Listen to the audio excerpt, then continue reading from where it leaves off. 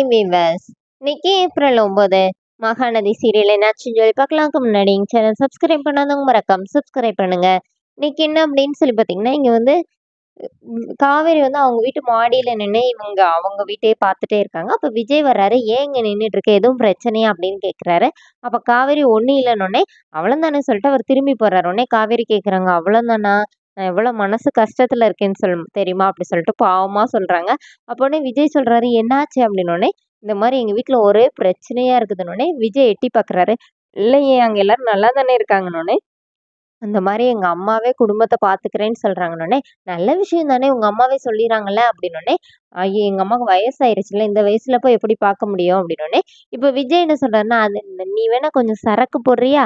நான் வேணா யாருக்கும் தெரியாம பார்த்துக்கிறேன்னோனே, அப்படிங்கிறீங்க, எனக்கு தானே குடல் வெந்து, லிவர் வெந்துலாம் போகணுன்னே, நான் என்ன பத்தியே கவலைப்படலையே அப்படின்னு விஜய் சொல்லிட்டு இருக்கிறாரு. இப்ப விஜய் என்ன சொல்றாருன்னா, நீ எதுக்கு இவ்வளோ கவலைப்படுற? இன்னும் ஒரு 8 1/2 மாசம் நான் வெயிட் பண்ணுனா போதும். அப்புறமா நீ போய் அவங்கள பார்த்துக்கலாம்ல அப்படின்னோனே, இப்ப காவேரி இல்ல எனக்கு புரியல அப்படின்னோனே, நம்ம கான்ட்ராக்ட் மேரேஜ பத்தி சொல்றேம்மா அப்படின்னோனே, இப்ப காவேரி என்ன சொல்றாங்கன்னா, ஒருத்தவங்க மன கஷ்டத்த புரிஞ்சுக்காம இருந்தா கூட பரவால்ல. இன்னும் அதிகப்படுத்தாதீங்க சரியா? அப்படின்னு சொல்லிட்டு காவேரி கோவிச்சுட்டு உள்ள போயிடுறாங்க. அப்போ உடனே விஜய் யோசிச்சுட்டே நிக்கிறாரு. இங்க என்ன ஆகுதுன்னா, பசுபதியும் அஜயோட அப்பாவும் ஒரு ஹோட்டல்ல மீட் பண்றாங்க. அப்புறமா அஜய வர சொல்றாங்க. ராகினிக்கு வந்து பேசி முடிக்கிறதுக்காக எல்லா ஏற்பாடும் பண்றாங்க.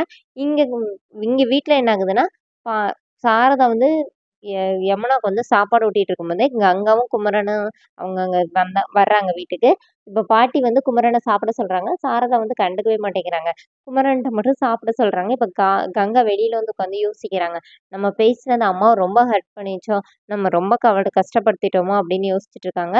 இங்க என்ன ஆகுதுன்னா, பசுபதியும், அஜயோட அப்பாவும் அஜய் வந்தோனே, இப்ப ராகினிக்கு வந்து உன்ன பிடிச்சிருக்குன்னு சொல்லிட்டு கல்யாண விஷயமா பேசுறாங்க. நீ என்ன படிச்சிருக்க? எல்லா விஷயமும் பசுபதி கேட்டுக்கிறாரு.